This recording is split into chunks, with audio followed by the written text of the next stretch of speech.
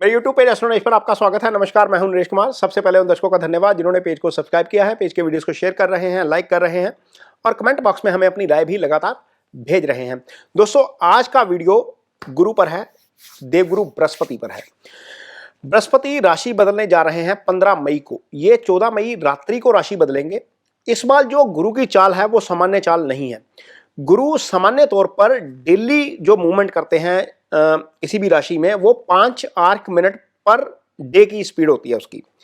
लेकिन इस बार जो गुरु की जो स्पीड है वो लगभग 11 आर्क मिनट पर डे की स्पीड से जो है वो गोचर करेंगे, यानी कि ट्रांजिट करेंगे। नॉर्मल स्पीड में गुरु क्या करते हैं, 1 साल में राशि बदलते हैं। लेकिन जब गुरु की स्पीड सामान्य से ज्यादा हो जाती है तो गुरु का राशि परिवर्तन जल्दी भी हो जाता है। ऐसा पहले 99 में हुआ था, उसके पहले 98 में हुआ था। उस समय गुरु ने एक बार राशि बदली थी 128 दिन में, दूसरी बार राशि बदली थी 134 दिन में। इस बार राशि बदल रहे हैं 158 दिन में। यानी कि ये जो राशि परिवर्तन हो रहा है ये सिर्फ 6 महीने के आसपास, लगभग 158 दिन मीन्स 5.25 महीने के आसपास मान के चलिए। तो गुरु 15 मई को गोचर करेंगे, 18 अक्टूबर को निकल जाएंगे, कर्क राशि में चले जाएंगे। 18 अक्टूबर को कर्क राशि में जाकर दोबारा वापस आएंगे, क्योंकि ये वक्री हो जाएंगे। वक्री होकर फिर दोबारा वापस आएंगे मिथुन में और फिर मई तक यहीं रहेंगे और मई 14-15 के आसपास ही दोबारा राशि बदलेंगे। ये 1 साल का पीरियड है। लेकिन पीरियड ऐसा है कि एक बार अतिचारी हो जाएंगे। अतिचारी शब्द मैं यूज कर रहा हूं, ये एक्चुअली शीघ्र गति है। शीघ्र गति हो जाएंगे, शीघ्र गति होकर आगे जाएंगे, आगे जाकर फिर दोबारा रेट्रोग्रेड होंगे, रेट्रोग्रेड होकर पीछे आएंगे, फिर मिथुन में आ जाएंगे। तो मिथुन में यहां पर रहेंगे अगले साल मई तक। तो गुरु चूंकि ब्लेसिंग्स के कारक हैं, इसका आपके ऊपर क्या असर पड़ेगा ये वीडियो में चर्चा करेंगे। लेकिन इससे पहले एक बात समझिए कि गुरु कितने इंपॉर्टेंट हैं आपके लिए। आपकी कुंडली में 12 भाव होते हैं। 12 भाव में से दूसरा भाव होता है धन का, पंचम होता है बुद्धि विवेक का, संतान का, इसको सुत भाव कहते हैं। नवम होता है आपका भाग्यस्थान, इसे अध्यात्म भी देखा जाता है, इससे फादर की भी चर्चा की जाती है। 11वां भाव होता है आपके लाभ का, यानी कि आय का। तो 8 में से 4 भावों के कारक गुरु हैं। गुरु की 3 दृष्टियां हैं। गुरु एक स्थान पर जहां पर बैठते हैं उसको भी प्रभावित करते हैं, 3 दृष्टियों से भी प्रभावित करते हैं। तो आप इमेजिन करिए 4 भावों के कारक एक जहां पर बैठेंगे 3 दृष्टियां देंगे, यानी कि कुंडली के 12 में से 8 भावों के ऊपर गुरु का जो है वो इंपैक्ट रहता है। तो ऐसे गुरु जब राशि बदलेंगे तो आपके लिए क्या लेकर आएंगे, इस पर चर्चा करते हैं। तो सबसे पहले मेष राशि। तो बात करते हैं कर्क राशि के जातकों की। कर्क राशि के जातकों के लिए गुरु का गोचर होगा 12वें भाव में। 12वें भाव का गुरु का गोचर अच्छा नहीं होता। हालांकि कर्क राशि के जातकों के लिए गुरु जो है वो अच्छे होते हैं, क्योंकि कर्क राशि के जातकों के लिए गुरु जो है वो भाग्यस्थान के स्वामी हो जाते हैं। भाग्यस्थान में गुरु की जो है वो मीन राशि आ जाती है। लेकिन भाग्यस्थान के स्वामी का ही ऐसे भाव में जाना जो अच्छा भाव नहीं है, 12वां भाव है, यहां पर यह हानि करवा सकता है। लेकिन चूंकि गुरु यहां पर 12वें में बैठेंगे, छठे को देखेंगे, फोर्थ को देखेंगे और अष्टम को देखेंगे। अष्टम के ऊपर जाएगी 9th दृष्टि, छठे के ऊपर जाएगी उनकी सीधी 7वीं दृष्टि और 4th हाउस के ऊपर जाएगी 5वीं दृष्टि। 4th हाउस जो होता है वो मदर का भाव होता है। मदर की हेल्थ से यदि कोई समस्या है कर्क राशि के जातकों को तो वहां पर चीजें सेटल हो सकती हैं।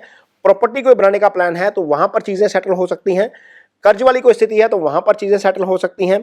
कोई लिटिगेशन चल रहा है वहां पर चीजें सेटल हो सकती हैं। रिसर्च का काम हो सकता है। लेकिन 12वें में गुरु का जाना अच्छा नहीं है। 12वां खर्चे का भाव है, 12वां मोक्ष का भाव है, 12वां हॉस्पिटल का भाव है। तो आपको थोड़ा सा जरूर ध्यान रखना पड़ेगा। कुछ जगह पर हो सकता है कि भाग्य आपका उस तरीके से साथ ना दे जिस तरीके से आप एक्सपेक्ट करते हैं भाग्य से, क्योंकि भाग्यस्थान का स्वामी चला जाएगा 12वें भाव में। गुरु आप लोगों के लिए जो कर्क राशि के जातक हैं उसके लिए छठे का भी स्वामी होता है। तो हो सकता है कि कुछ छठे के परिणाम भी 12वें में जाकर डिस्टर्ब करे। हालांकि छठे को प्रोटेक्ट करेंगे गुरु, लेकिन इसके बावजूद प्रॉब्लम आ सकती है। इसलिए लिटिगेशन में जाने से बचिएगा। किसी की गारंटी वारंटी मत लीजिएगा, ना ही लीगल गारंटी लीजिए, ना फाइनेंशियल गारंटी लीजिए। तो ये चीजें देखिएगा आप, क्योंकि ये गोचर कर्क राशि के जातकों के लिए 12वें जाना तो अच्छा खैर नहीं है। यदि आपकी कुंडली में गुरु की पोजीशन खराब है, गुरु आपकी कुंडली में 8th हाउस में है, छठे भाव में है, 12वें भाव में है, गुरु राहु केतु एक्सिस में है, शनि मंगल के साथ है, गुरु सूर्य के साथ आकर अस्त बैठे हैं, तो आपको निश्चित तौर पर गुरु की रेमेडीज कुछ जरूर करनी चाहिए। गुरु की रेमेडी के तौर पर आप क्या कर सकते हैं, सबसे इजी रेमेडी जिसके लिए कहीं जाने की जरूरत नहीं है, ओम ब्रह्म बृहस्पतये नमः, ये गुरु का बीज मंत्र है।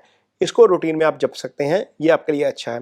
दूसरी और सबसे अच्छी रेमेडी जिसके लिए आप ज्ञान का प्रकाश भी फैलाएंगे, आप गुरु को खुश भी करेंगे, क्योंकि गुरु ही ज्ञान के कारक हैं।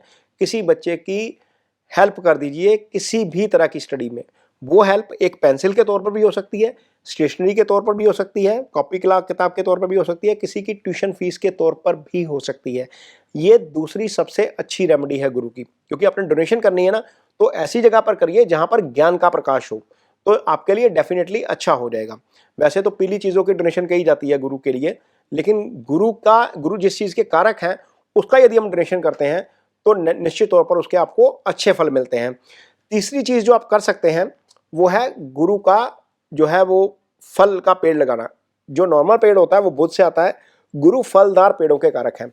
यदि आप एक पौधा लगाते हैं, खासतौर पर जो धनु राशि के हैं या जो मीन राशि के हैं, एक पौधा लगाते हैं और वो फलदार पौधा है, तो वो फलदार पौधा आपको फल तो देगा ही देगा, गुरु आपको अलग से फल देंगे। मीन आप पर्यावरण की भी हेल्प कर जाएंगे, आप गुरु भी अच्छा कर जाएंगे। तो वीडियो के स्टार्टिंग तो मैंने बताया ही है कि गुरु किस किस भाव के कारक हैं। धन में वृद्धि देंगे, प्रमोशन देंगे, संतान देंगे, भाग्य जगाएंगे।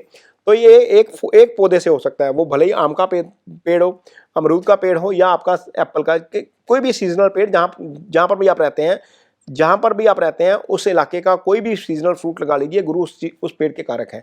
ये तीसरी रेमेडी है।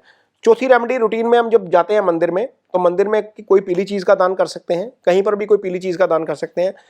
वृद्धाश्रम में जाइए, अपाहिज आश्रम में जाइए, कहीं पर भी जाइए, पीली चीज़ का दान करिए। पीली दाल भी हो सकती है चने की, पीला प्रसाद भी हो सकता है। और यदि गुरु आपको लगता है कि थोड़ा सा ज़्यादा डिस्टर्ब कर रहे हैं, तो अटायर थोड़ा सा अपना येलो शेड में कर दीजिए। ये गुरु की हल्की हल्की रेमेडीज़ हैं जो बहुत ईजी हो जाएंगी। पुखराज उखराज तो खैर बहुत महंगा आता है, जिसको जो अफोर्ड करता है वो पुखराज भी पहन ले, लेकिन उसको पहनने से पहले ये ध्यान रखिएगा कि गुरु आपका 6, 8, 12th हाउस में ना हो। यदि आपकी कुंडली में गुरु 6, 8वें, 12वें में बैठा है तो पुखराज गलती से भी मत पहनिए, ये आपको नुकसानदायक हो सकता है। यदि गुरु केंद्र में है, त्रिकोण में है, 11वें भाव में है, तो उस पुखराज पहन सकते हैं, अदरवाइज इसको अवॉइड किया जाना चाहिए। तो ये कुछ गुरु की रेमेडीज़ हैं जिनकी कुंडली में गुरु खराब है, वो आप कर सकते हैं। ये वीडियो आपको कैसा लगा इस पर कमेंट बॉक्स में अपनी राय जरूर दीजिए। यदि ये वीडियो अच्छा लगे तो इसे शेयर जरूर करिए, पेज को सब्सक्राइब जरूर करिए। इसके साथ ही मुझे दीजिए इजाजत। नमस्कार।